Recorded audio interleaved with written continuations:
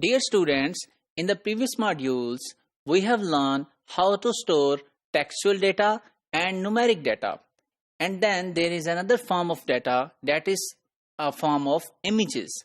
So you take photograph of someone, so that photograph could be stored how into the computer. So whether it should be, we should follow the textual kind of approach or numeric kind of approach. So let's see how the images are going to be stored within the computer. So you might have heard about pixel. So that pixel is a short form of picture element. So PIX is picture and then EL is forming the element. So this is pixel. And this is appearance of each pixel is encoded to form a bitmap. Many display devices, printers work on pixel concept. So this means whatever the image you have, so you store that image in the form of small grids backend in the computer, and that each grid is a pixel. And if there is a color on this place, on this pixel, so then it is forming some image. So these pixels are very small that when they are combined together, they form a fine-grained image. So let's see how. So these pixels are converted to bitmap as I have shown on the previous slide.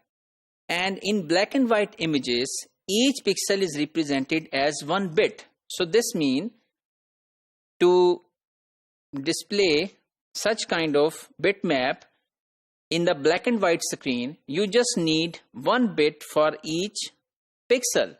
So whether it is black, so you can save 1 against it, and if it is white, then you can store 0 for it. So then the device is going to read that bitmap, so that is going to read it in the form of zeros and ones. But when we store black and white image, so we only store 0 and 1.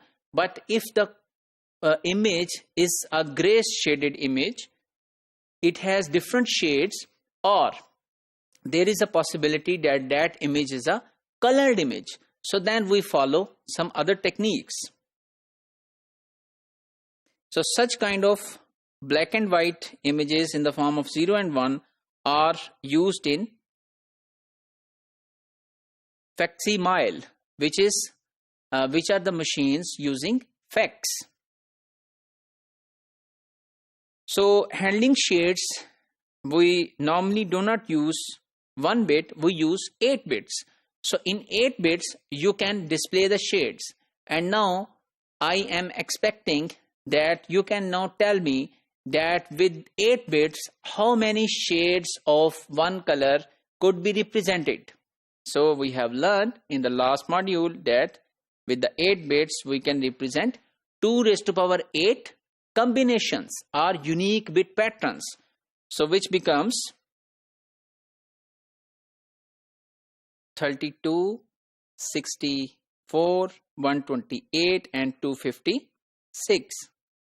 So 256 types of shades could be represented with 8 bits. So we could have then variety of shades as the form of grayness. And to store colorful images, one of the technique we use is RGB, red, green, blue.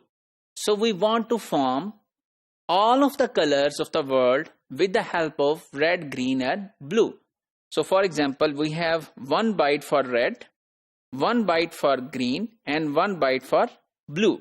So which means we can store like 0, 0, 0, 1, 0, 0, 1, 2, 3, 4, 5, 6, 7, 8. So this is 1 byte or 8 bits to represent red.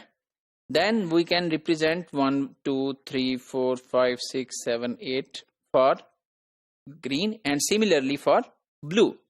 So this combination of 24 bits will represent one color. So this means with RGB you can represent 2 raised to power 24 colors, which are more than 16 million colors. And then there is another way of brightness chrominance method. So one brightness component and two color components in brightness chrominance method. So brightness component is pixels luminance, sum of red, green and blue. So that is called luminance, or the sharpness in the image.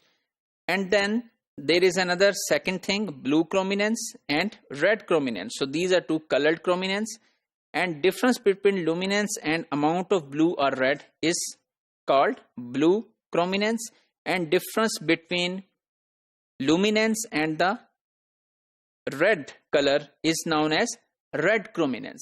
So these three components are used in the brightness chrominance method. And then there is a scaling of images.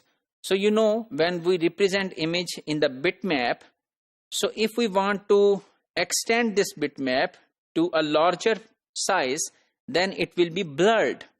So we cannot digitally zoom this bitmap. So to digitally move this bitmap, we need large number of pixels to represent this image. So then there is another method to avoid such large scale image or small scale image to enlarge it, that is geometric structures. So they say that we should not store the bitmap or the pixels values. We should use the collection of lines and curves, and using analytical geometry, and we see that how geometrical structures should be displayed rather pixel reproduction. So you say that what kind of curve would be here, and to what kind of length it would be there, and what kind of analytical geometry we should use. So such lines of curves and lines we use in the geometric structures. So we actually are not storing the bitmap or image, we are storing that how much lines and curves should we form to display this image as a true image. And such types have been built by Microsoft and Apple, like TrueType, and PostScript by Adobe, and those are also used in computer aided design as well. So if we summarize today's module, we have learned that how to represent images in the form of pixel, bitmap, and then we have learned brightness chrominance method, and then we have seen that irrespective of saving the image, we should save that how the image should be formed. So that would be the metadata, that how the lines, how much line thickness and how much curves should be used to form the same image as we want to display the image accurately.